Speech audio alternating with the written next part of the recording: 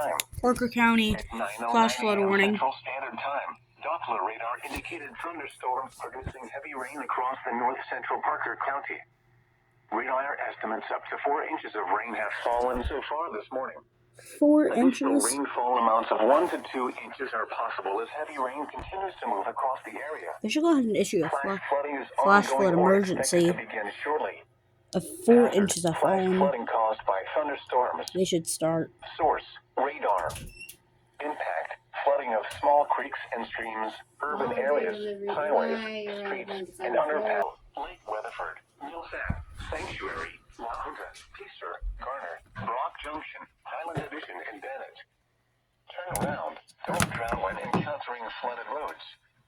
Most flood deaths occur in vehicles. The National Weather Service in Fort Worth has issued a flash flood warning for. Okay, we already got that.